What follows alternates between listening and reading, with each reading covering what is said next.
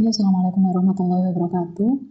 Selamat siang. Pada hari ini saya akan membahas tentang materi dasar MySQL atau MySQL. Untuk materi-materi yang sebelumnya, saya akan coba membuat beberapa video pembelajaran karena saya lihat di UTS kalian beberapa sudah bisa menjelaskan dan beberapa sudah bisa menjawab, dan ada beberapa orang yang mungkin masih belum paham karena memang sistem pembelajaran kita kali ini adalah sistem online, jadi perlu sedikit penyesuaian. Oke, untuk kedepannya nanti, untuk minggu depan, kita akan coba untuk melakukan kelas online bisa melalui Google Meeting atau melalui Zoom. Jadi nanti sebelum perkuliahan akan saya beritahukan linknya, kemudian kita bisa mengatur waktu kita, bisa bertemunya kapan. Tapi tetap kita sesuaikan dengan jadwal kita yang ada. Oke. Saya langsung aja ke materi setelah UTS. Ini adalah materi tentang dasar MySQL. Teman-teman kemarin sudah belajar tentang PRD, kemudian sudah belajar tentang normalisasi, kemudian sudah belajar tentang bagaimana cara membuat tabel di dalam SEM dan kawan-kawannya. Sudah. Nah, sekarang ini kita akan pelajari tentang bahasa pemrogramannya, bahasa pemrograman yang ada di dalam database itu sendiri. Jadi sebenarnya mengapa sih kita butuh database? Kenapa kita butuh belajar MySQL? Oke, jadi mengapa kita perlu belajar MySQL? MySQL itu apa sih? Apa bedanya dengan SQL atau SQL? Nah,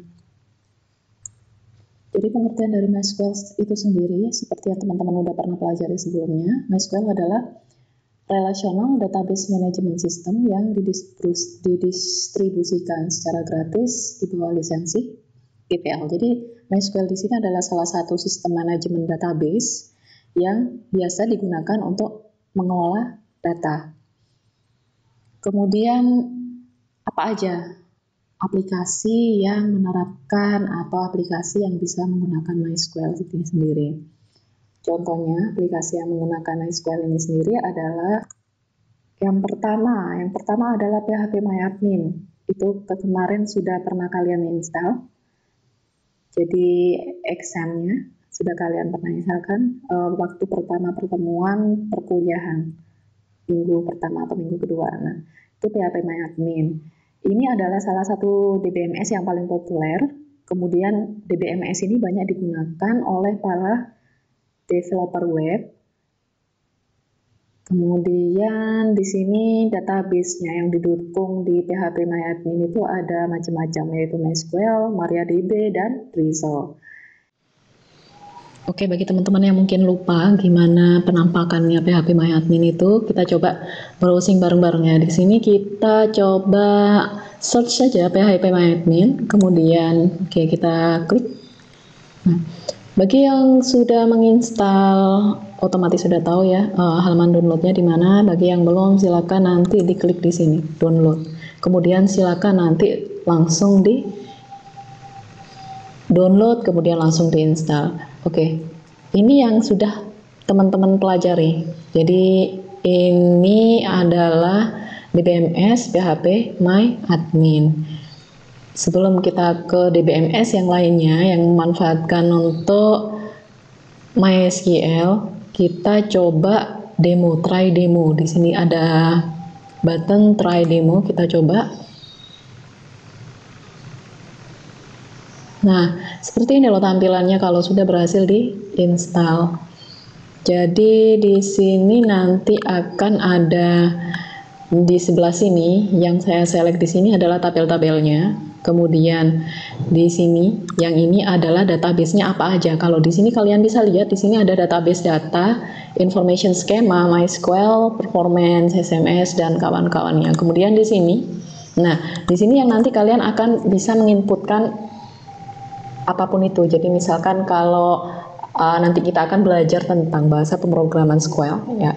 MySQL adalah DBMS-nya dan SQL adalah bahasa pemrogramannya, di mana DBMS MySQL dia menggunakan bahasa pemrograman SQL untuk mengolah datanya seperti itu.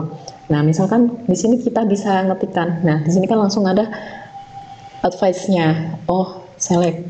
Kemudian saya mau menyelek apa? Select semuanya. Semuanya biasanya kita pakai bintang. Kemudian dari mana? Dari tabel yang mana? From. Ini bisa langsung kalian klik-klik semua. From apa? Misalkan di sini tabel name-nya. Tabel name-nya apa? Seperti itu. Nanti kita akan belajar masalah yang seperti ini. Ini adalah SQL query. Kalau kalian baca ya, di sini adalah query atau di sini adalah bahasa pemrograman untuk pemrograman database, kita menggunakan SQL. Kemudian di sini ini oke aja. Di sini ada statusnya. Di sini ada statusnya untuk komputer yang saya pakai sekarang ini ya. Jadi masalah connectionnya, kemudian trafficnya seperti itu. Kemudian di sini ada user account. Di sini ada pengaturan tentang user. Jadi di dalam suatu DBMS, selain kita punya database-nya, selain nanti kita punya tabel-tabelnya, list tabelnya apa aja. Nah, ini list tabelnya apa aja. Kemudian kalau kita lihat lagi, ini ada tabel, ini ada atribut, ada baris seperti itu. Di dalam database, di dalam DBMS selalu ada database-nya apa, tabelnya apa, atributnya apa. Kemudian selain itu kita juga bisa melihat yang tadi. Apa tadi? User account. Berarti di sini adalah pengaturan autorisasinya. Seperti itu. Kemudian di sini adalah pengaturan ekspor importnya. Exporting database seperti ini. Formatnya apa? Kalian bisa pilih di sini. Saya mau mengekspor database saya dengan berbagai macam format. Misalkan contohnya di sini CSV atau CSV for Microsoft Excel atau SQL dan kawan-kawannya. Kemudian di sini adalah ada ekspor, otomatis ada import. Di sini kalian bisa milih file yang sudah pernah kalian buat, yang sudah pernah diekspor sebelumnya, atau kalian download dari internet, kemudian file .sql, .sql-nya atau .zip, kemudian kalian bisa choose file, pilih file yang bersangkutan, import seperti itu ya. Kemudian di sini ada setting. Di sini adalah semuanya tentang setting database-nya seperti apa. Kemudian, nah di sini ada replikasi, ada binary. Ini nggak akan dipelajari di materi perkuliahan kali ini ya, di database dasar kita nggak belajar itu replikasi dan kawan-kawannya. Ini nanti diajarkan di database yang lanjut. Kemudian yang paling banyak dipakai lagi nantinya adalah kalau kalian klik more. Nah, di sini ada macam-macamnya. Ada chart set, engine, plugin. Nah, kalian bisa coba-cobalah sendiri di sini. Oke, kita kembali lagi ya. Jadi di tadi database-database yang DBMS yang menerapkan MySQL itu contohnya adalah PHP MyAdmin. Kemudian yang lainnya lagi adalah MySQL Workbench. Teman-teman nanti silakan download atau nanti silakan mengunjungi alamat websitenya di mysql.com. Kemudian kalian bisa cari Workbench seperti ini, Workbench. Kalian langsung search aja MySQL Workbench, nanti di Google langsung otomatis muncul. Nah, di sini itu juga banyak dipakai. Jadi kalau kalian desain visual database dan kawan-kawannya lebih familiar pakai ini. Jadi misalkan kalau kalian sudah punya MySQL server ya, kemudian kalian bisa mengkoneksikan MySQL server seperti yang ini tadi. Kalau kita punya PHP MyAdmin, kita konekkan dengan MySQL. Kemudian kalau yang ini kita juga konekkan lagi. Di situ nanti ada macam-macamnya. Jadi misalkan di sini kita coba, nah dia bisa untuk Windows, Linux, atau Mac juga bisa.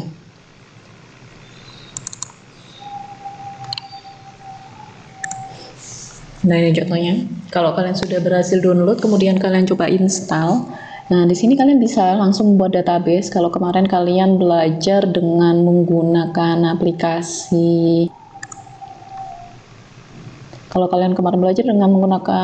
Power Designer ya.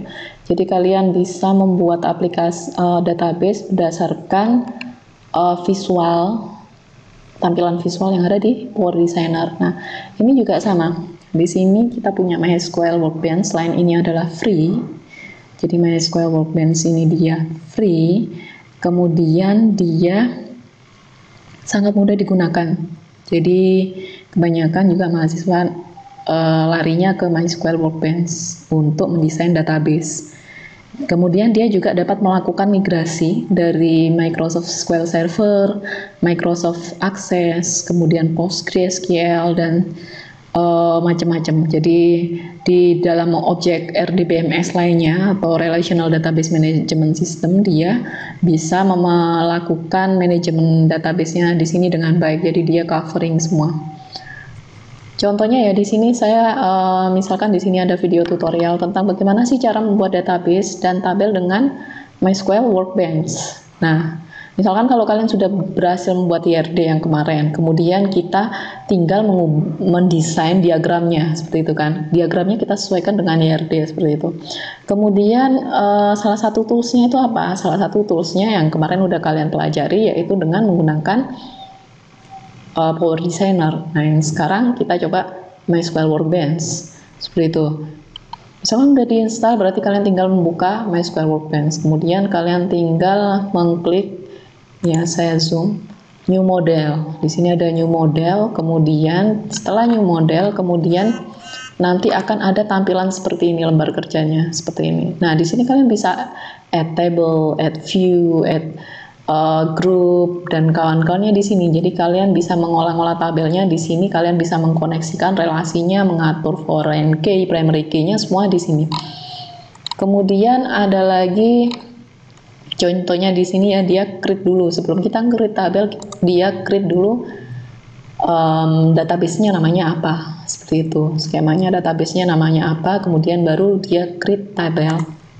Nah, kemudian setelah itu baru dia mengeset dia nantinya ini akan disimpan di folder yang mana sih, seperti itu. Setelah itu nanti dia akan meng-create table. Jadi di sini saya create table, nama tabelnya adalah user misalkan. Kemudian kolom tabelnya adalah ID, nama, email, username, password dan kawan-kawannya kalian bisa set di sini. Kemudian di sini ada primary key, ada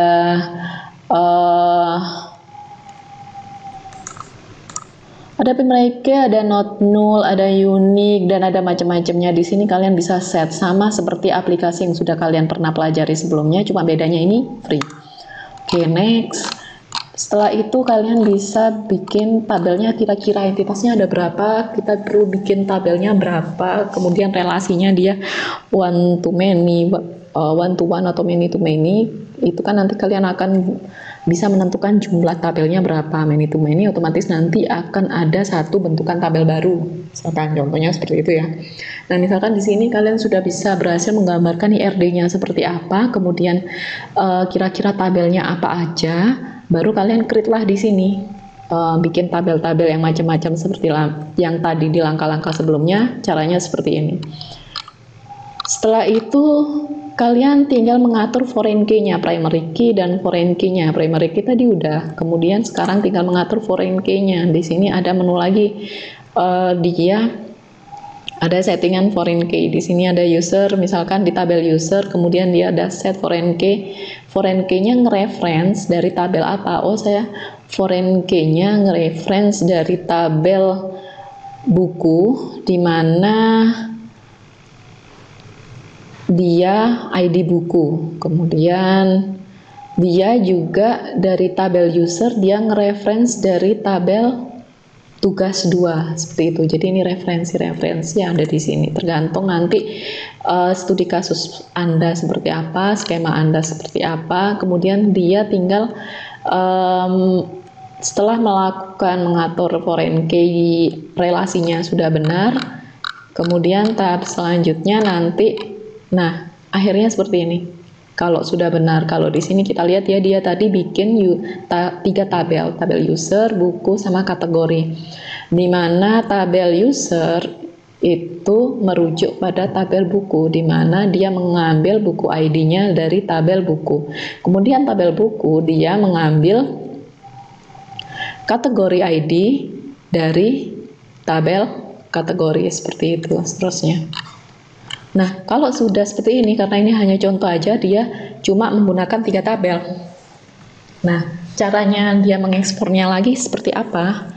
Dia cara mengekspornya lagi tinggal klik apa? Database, kemudian forward engine. Kemudian dia lakukan setting, store connection kemana? Oh, connectionnya saya mau pilih ke DBMS-nya MySQL gitu. Di sini MySQL, kemudian hostname-nya. Nah, hostname-nya kan karena lokal ya, 127.0.0.1 seperti ini di set. Default portnya seperti ini, tapi di beberapa pas waktu kalian menginstal mungkin 3306 nggak support, bisa nanti kalian ganti, sesuaikan lagi, dilihat di servisnya. Kemudian username-nya apa? Seperti itu. Root, biasanya kalau kalian nggak ngeset username-nya otomatis root, passwordnya default. Kemudian tahap selanjutnya ini, apa aja yang mau di-create? Di sini ada pilihannya. Saya skip creation of foreign keys, generate spirit, create index statement, dan seterusnya. Ini mana yang akan kalian klik? Kalau kalian klik berarti itu perintah akan dilakukan seperti itu. Jadi ini menyesuaikan dengan pilihan kalian.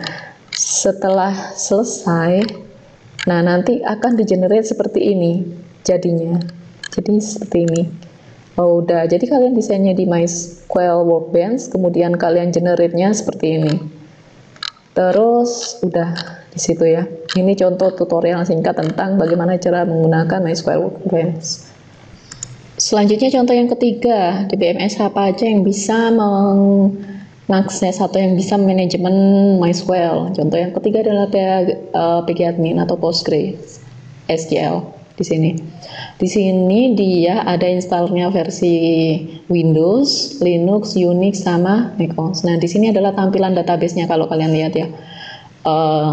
Tampilannya lebih rapi, lebih simple, dan dia banyak atributnya. Di sini dia banyak untuk di dalam tampilan dashboard-nya aja bisa kalian lihat banyak grafik-grafik yang menjelaskan tentang aktivitas server, kemudian skema, dan lain-lainnya. Ini biasanya digunakan untuk data-data, atau kalau kalian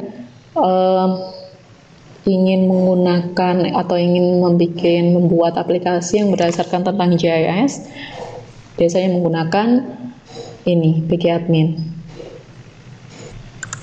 Oke, kita coba online demonya sama seperti yang phpMyAdmin tadi. Di sini online demonya pgadmin. Nah, kita cobalah.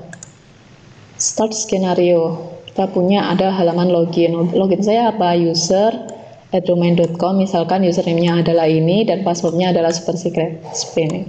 Oke, saya login. Setelah login, harus di copy dulu ya.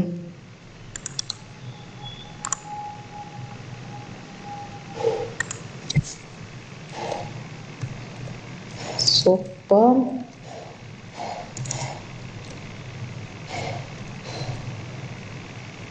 secret login.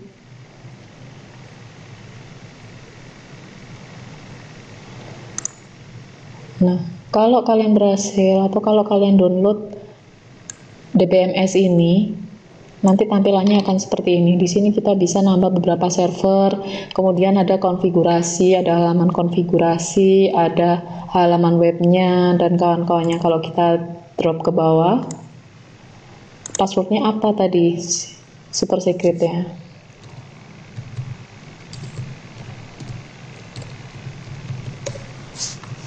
Oke. Kalau kita sudah berhasil masukkan password, nah di sini kita bisa lihat ada beberapa database. Misalkan di sini ada database Pagila, ada database Postgres. Nah, kalau kalian lihat di sini udah diaktifkan. Terus di sini bisa kalian lihat ada macam-macam pilihannya ya. Kalau kalian drop lagi extension, kemudian cache dan kawan-kawannya bisa seperti ini. Macam-macamnya. Ini contoh untuk DBMS yang ketiga yang bisa digunakan untuk mengolah MySQL. Sebenarnya di Di Postgre ini sendiri nanti dia bisa untuk mengelola data-data yang berukuran besar, bukan hanya berupa teks saja. Jadi ada data-data citra dan kawan-kawannya biasanya digunakan seperti ini. Terus bisa kalian lihat ya di sini, kalau kalian lihat halaman dashboardnya, dia lebih fleksibel. Di sini ada database session, ada transaction per secondnya berapa, kemudian ada tuplesnya seperti ini, ada grafik secara real time-nya. Ini tentang keadaan komputer yang saya gunakan saat ini. Tapi kita menggunakan versi trial atau versi demonya adalah PG Admin. Oh ya, PG Admin ini sendiri adalah versi free. Jadi sama seperti PHP MyAdmin, ini tidak berbayar, ini gratis. Oke, dari tadi kita berbicara tentang MySQL, kita berbicara tentang SQL, itu sebenarnya perbedaannya apa sih? Jadi kita ada beberapa parameter mengenai perbedaannya, dilihat dari definisinya, kompleksitas, tipe, kemudian connection supportnya, purpose atau tujuan, usage, penggunaan, dan update-nya. Contohnya, kalau SQL sendiri itu adalah apa? Ini adalah bahasa yang digunakan. Jadi dia adalah bahasa yang digunakan untuk mengakses atau untuk memanajemen relational database. Dia menggunakan bahasa pemrograman SQL yang berupa kepanjangan dari structure, query, language. Dia adalah bahasa query. Kemudian MySQL itu sendiri, kalau MySQL itu sendiri adalah lebih ke relational database management systemnya. Jadi di sini adalah data management systemnya. Gimana caranya aplikasi ini dia memanage atau dia mengolah database dengan menggunakan bahasa SQL. Dia mengolah database itu, entah insert, update, delete, select, dan kawan-kawannya dia menggunakan itu. Jadi MySQL itu lebih ke RDBMS. Kemudian kalau kita ada tipenya itu adalah bahasa, misalkan dia dari tipenya ya, SQL itu adalah bahasa query, kemudian MySQL adalah database yang digunakan untuk mengolah, seperti itu. Oke, kita skip aja yang lainnya, kemudian kita bisa lihat lagi untuk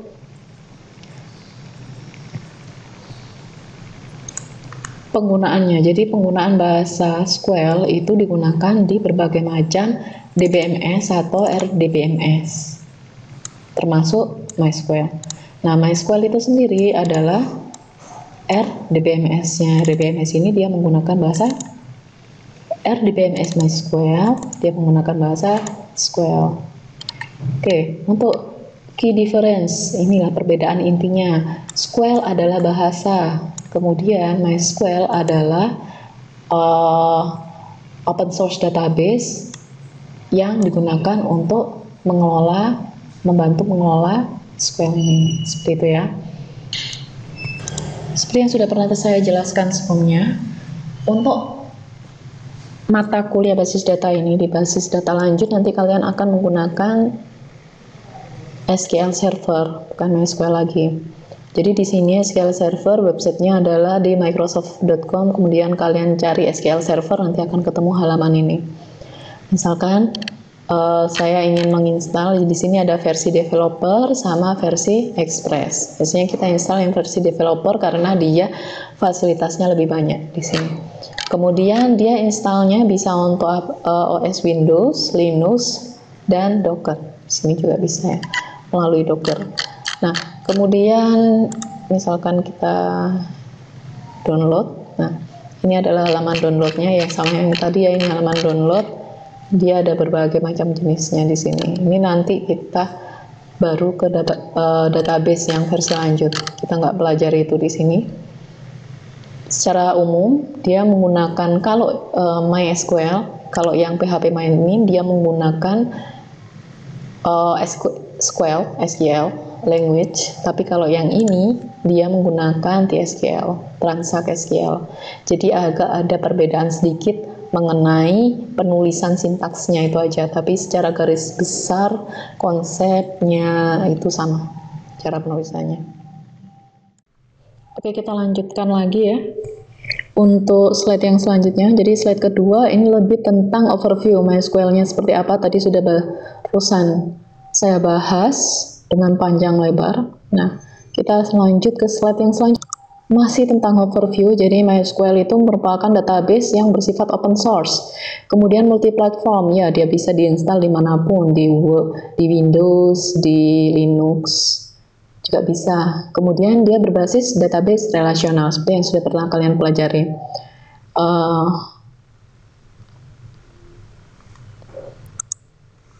Nah, dia juga bisa dipakai untuk database pribadi atau pada level korporat berskala kecil hingga besar.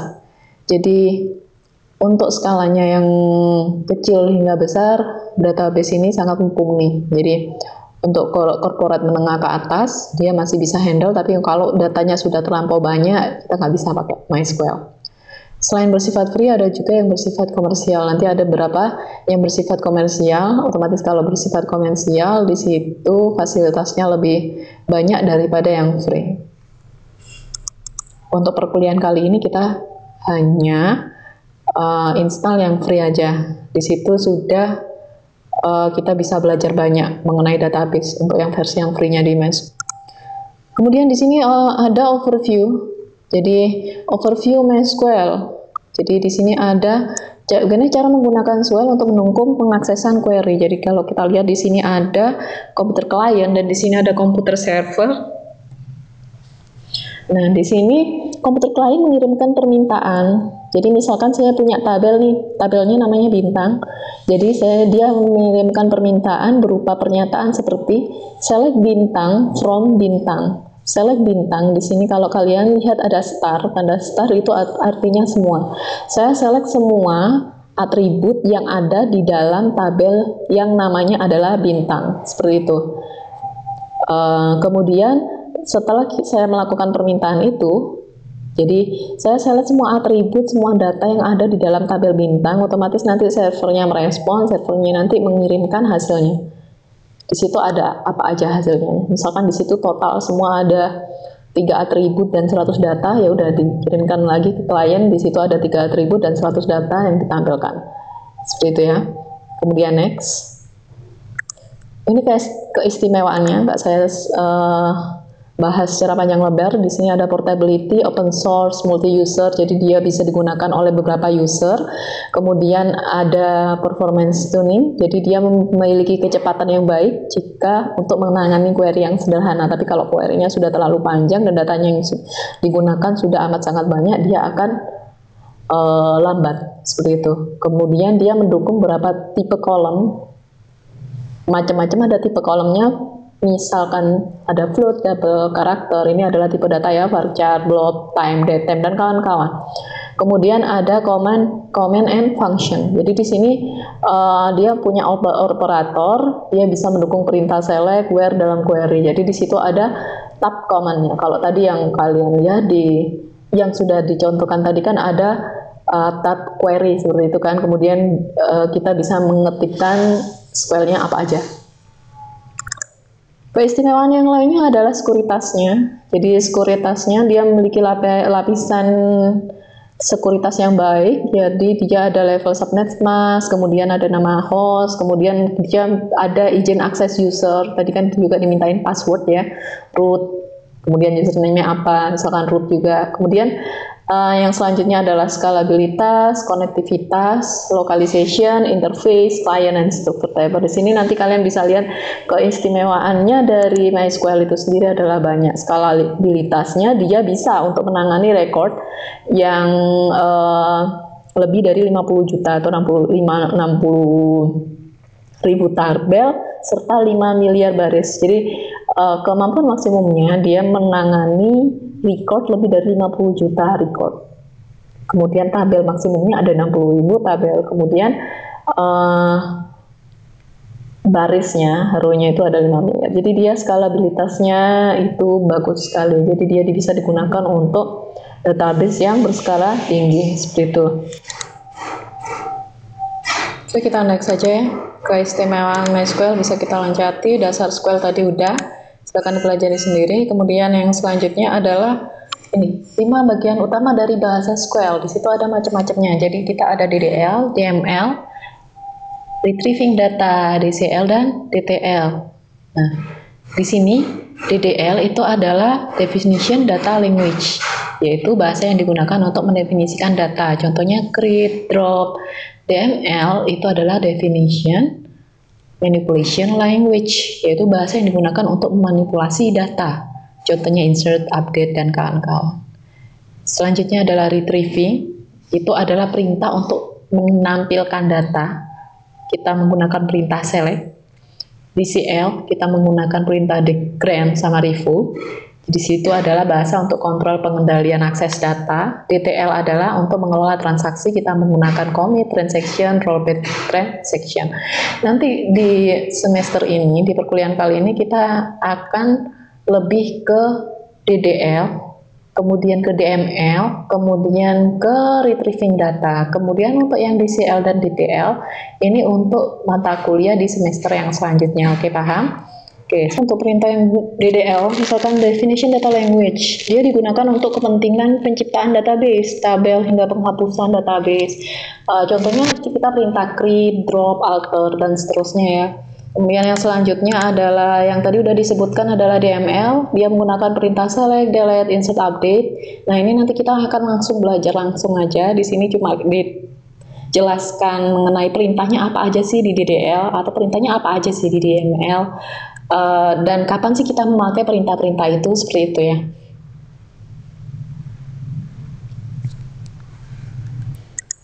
Jadi ini nanti yang harus kalian lakukan hari ini ya, kalian harus melakukan instalasi. Jadi lakukan instalasi program MySQL dan MySQL admin. Kalian udah melakukan ini di pertemuan yang kedua.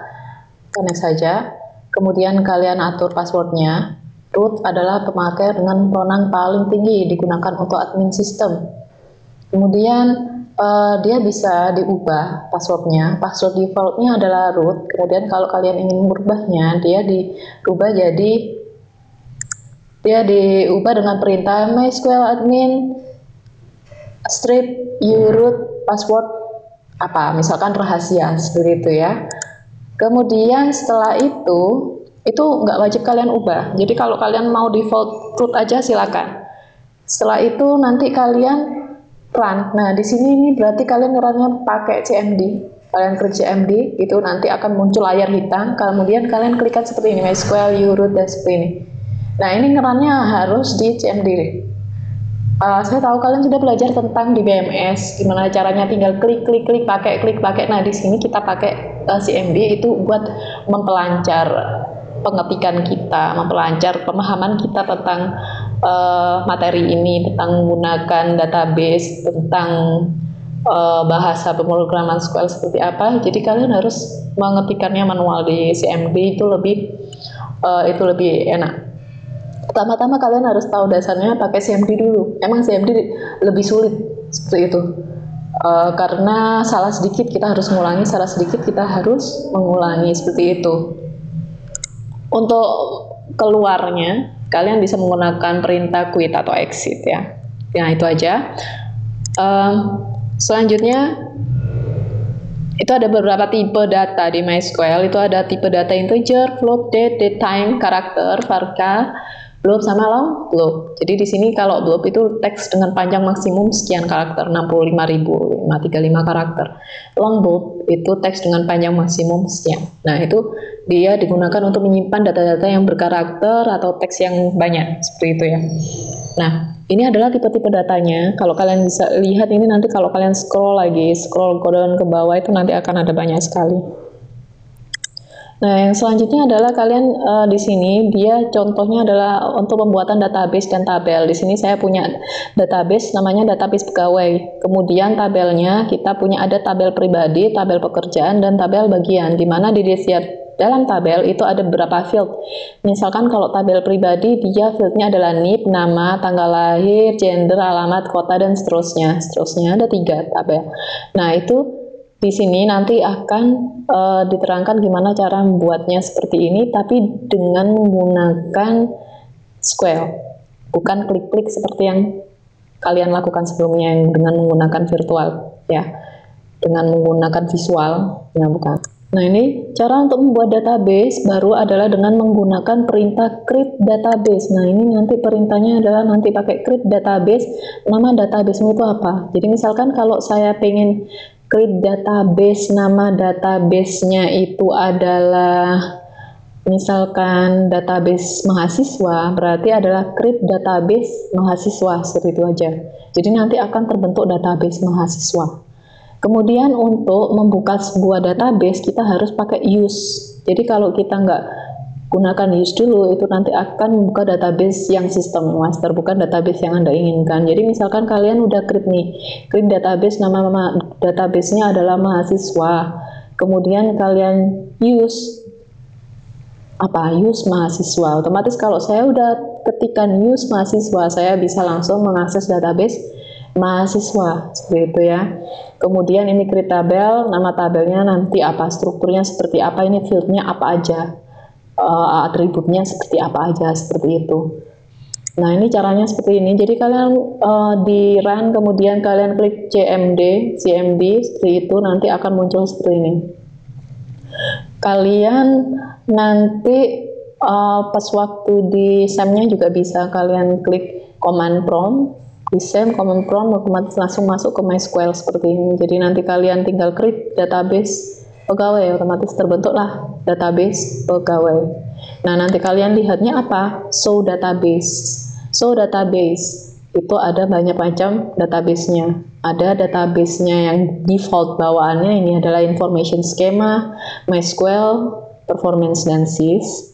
Kemudian kalau yang ini adalah pegawai yang tadi barusan kita create ya, create database pegawai, itu muncul database pegawai. Next. Kemudian untuk memilih database yang mana yang akan digunakan, kita pakai use nama database-nya apa, use pegawai, seperti itu contohnya. Next lagi, cara menghapus database-nya dia pakai drop berarti menghapus, nama database-mu apa, drop database, nama database-nya apa, drop database pegawai, berarti drop database, saya akan menghapus database pegawai, drop database pegawai, perintah drop. Menampilkan isi database, kita pakai perintah show. Kalau drop tadi menghapus, show itu adalah menampilkan isi database. Jadi dia show tables, ini menampilkan tabel apa aja sih yang ada di dalam database. Setelah pertama kali kalian mengakses pakai use nama database, misalkan use pegawai, kemudian kalian klikkan lagi, insertkan lagi, tuliskan lagi show tables, otomatis nanti akan menampilkan tabel apa aja yang di situ. Terus bagaimana cara membuat tabel baru? Cara membuat tabel baru kita menggunakan perintah create nama tabel dan seterusnya. Menampilkan struktur tabel kita pakai describe. Menghapus tabel kita pakai drop table. Kalau tadi drop database, sekarang drop table untuk menghapus tabel. Itu source-nya simple. Create tabel pribadi. Untuk yang ilustrasi yang tadi, ilustrasi yang mana ya tadi? Yang ini. Create tabel pribadi, create tabel pekerjaan, create tabel bagian, seperti itu.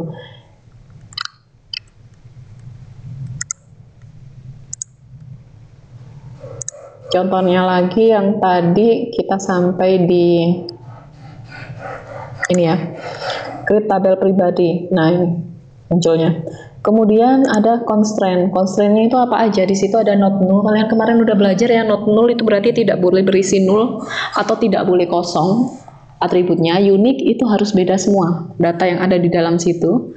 Kemudian ada primary key, ada foreign key, ada auto increment, seperti itu ya. Jadi itu adalah macam-macam constraint. Jadi ada total 5 constraint, yaitu null, not null, unique, primary key, foreign key, dan auto increment. Misalnya nilai naik, misalkan secara otomatis kalau kalian nggak ngisi tabel itu, nggak ngisi atribut itu, maksud saya nilainya otomatis naik. Misalkan sebelumnya adalah 1, otomatis kalian nggak deskripsikan lagi isi untuk atribut itu di data yang kedua, otomatis nanti nilai selanjutnya adalah 2 dan seterusnya. Nah, di sini nanti ada tipe-tipe data. Tipe data tadi udah dijelaskan ya. Kalau karakter itu ada teks dengan panjang maksimum 255. Tapi kalau varchar itu teksnya maksimum 255 dan dia bisa bersifat untuk variabel. Yang selanjutnya adalah teks dengan panjang maksimum 65.535. Kemudian untuk macam-macam tipe data bilangan ini nanti kalian sesuaikan sendiri. Jadi kalau kalian di tabel itu atributnya ingin menyimpan data-data yang pecahan, ya kalian set tipe datanya adalah float, jangan integer. Karena kalau kalian set integer, dia tidak akan bisa menyimpan data-data yang berupa bilangan pecahan dan seperti itu ya.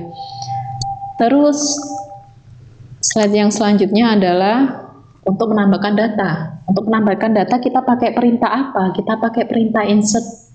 Insertnya kemana? Insertnya ke tabelnya.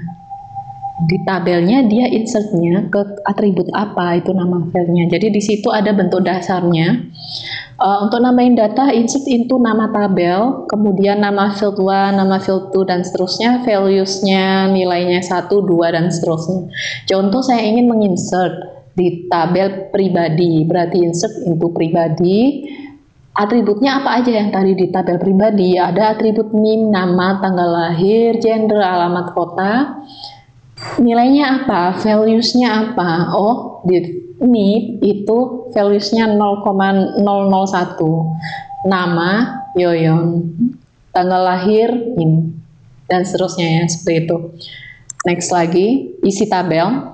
Nah, isi tabel seperti ini. Jadi tadi kalian sudah create tabel pribadi, kemudian kalian udah deskripsikan dari tabel pribadi itu tadi atributnya apa aja. Ada atribut NIP, nama, tanggal lahir, gender, alamat. Nah, terus kalian insert kan tadi, kalian insert NIP-nya 001, namanya Yoyon, dan seterusnya. Terus jadi kalau kalian mau menselect atau kalian ingin menampilkan semua data yang ada di dalam tabel pribadi, itu silakan ketikkan select bintang from nama tabelnya apa. Select bintang from pribadi. Itu. Jadi nanti karena kalian masih menginsertkan satu data, yang muncul ya cuma satu data itu aja dengan NIP 001 nama Yoyon gitu ya. Selanjutnya lagi melihat struktur tabel, tadi udah dijelaskan kita pakai description. Nama tabelnya apa? Saya ingin melihat struktur tabelnya, tabel pribadi. Dia itu nama atributnya atau nama fieldnya apa aja, tipenya di setiap atribut apa aja, dia itu statusnya nullable atau enggak. Kalau null itu no, berarti dia harus diisi. Kalau kalian lihat di sini ada no, berarti dia harus diisi. Tapi kalau tanggal lahir yes, dia boleh kosong. Kemudian key-nya apa primary, kemudian default, seperti itu. Next lagi, ini cara mengganti nama. Kita menggunakan perintah alter. Alter apa? Alter table pribadi, change gender kelaminnya jadi P sama W, seperti itu.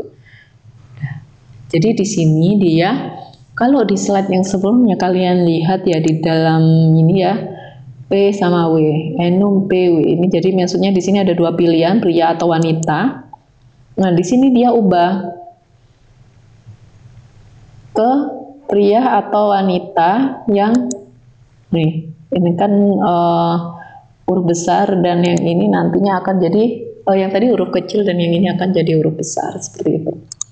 Next lagi mengganti ukuran tipe. Jadi alter nama tabelnya apa, modify-nya apa? Modify, saya ingin modify atribut kota.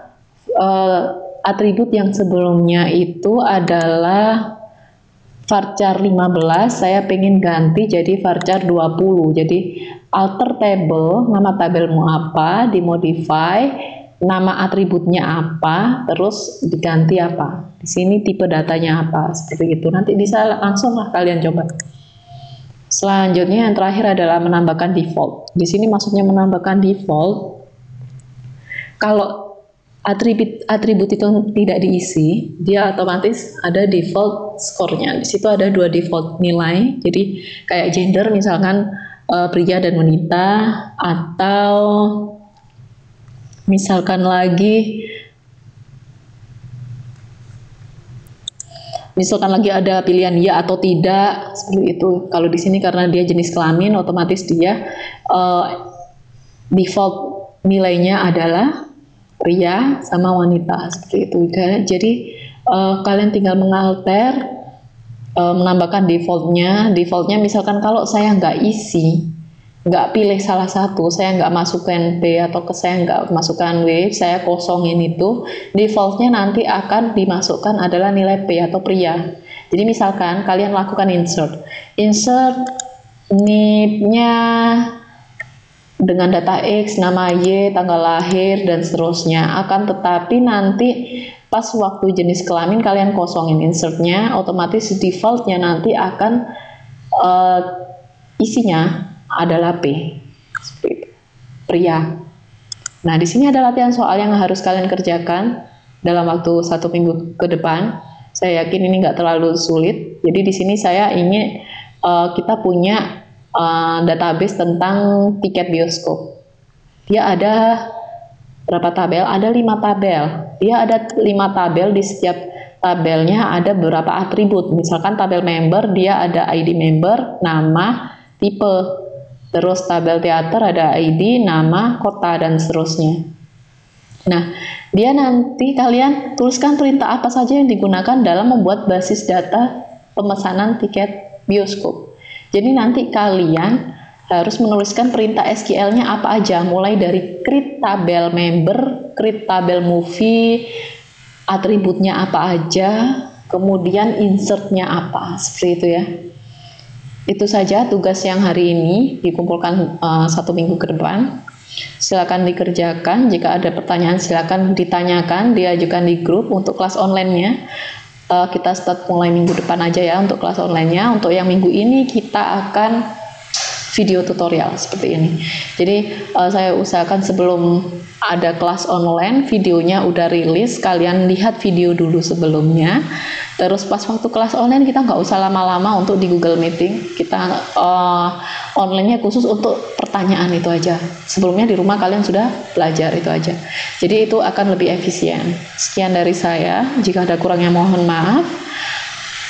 Wassalamualaikum warahmatullahi wabarakatuh. Selamat siang semuanya, sehat selalu.